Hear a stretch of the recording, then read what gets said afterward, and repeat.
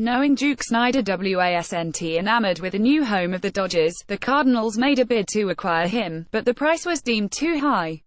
60 years ago, on April 25, 1958, the Cardinals played the Dodgers in Los Angeles for the first time in the regular.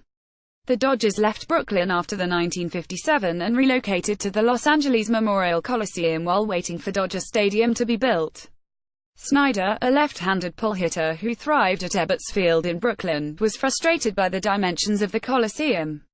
The distance from home plate to the fence in right center was 440 feet and it was 390 feet from home plate to the wall in right. Snider found drives hit to right that would have been home runs at Ebbets Field were flyouts at the Coliseum.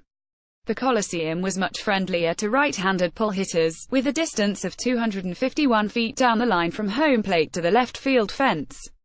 Though a screen stretching 42 feet high and 140 feet long was erected along the left field wall, hitters still reached the seats with routine fly balls.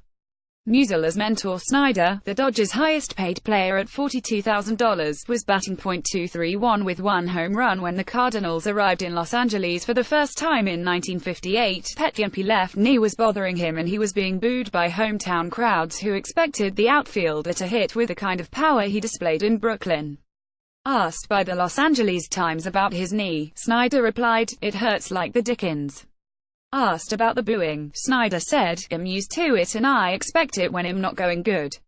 It boo, too. I'm supposed to be a hitter, a long ball hitter. When I don't hit, the fans certainly are entitled to boo."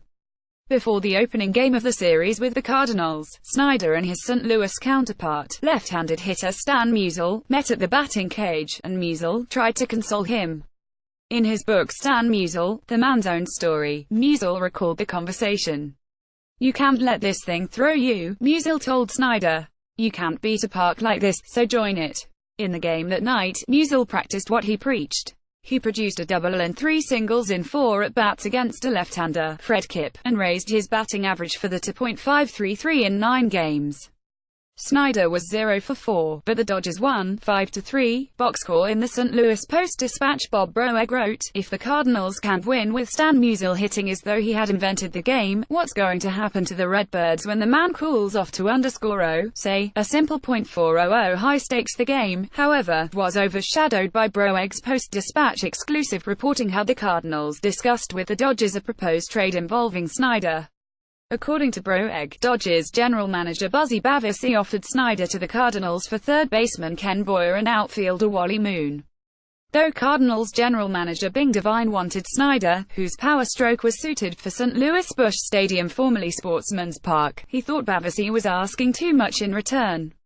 Cardinals manager Fred Hutchinson said, "Sure, we'd like to have Snider. He's not hitting in this heartbreak park, the Coliseum, but head rattled that fence at Busch Stadium. Still, HES damaged goods with that operated on left knee and we wouldn't give Boyer for him, let alone both Boyer and Moon. Besides, at 31 HES nearly 5 years older than Kenny." Asked by the Los Angeles Times about the Post-Dispatch on the proposed Snider deal, Bavasi said, "Somebody's been smoking the wrong stuff." According to the Times, Bavasi said he and Devine were being facetious when they talked about a deal involving Snider, Boyer and Moon. The Times said Devine wanted Snider, but realizes that the chances of getting him are as remote as northeastern Nepal.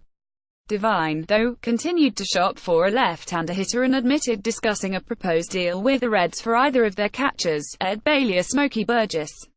The Sporting News, meanwhile, acknowledged the Cardinals' interest in Snider was sincere, telling its readers, "The Cardinals appeared unwilling to give up Boyer, Moon and others as requested by Los Angeles for Duke Snider."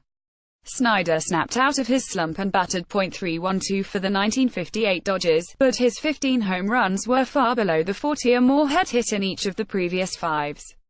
Musial, 37, hit .337 in 1958, placing third in the National League behind Richie Ashburn of the Phillies .350 and Willie Mays of the Giants .347. After the 1958, the Cardinals traded Moon and pitcher Phil Payne to the Dodgers for outfielder Gino Cimoli.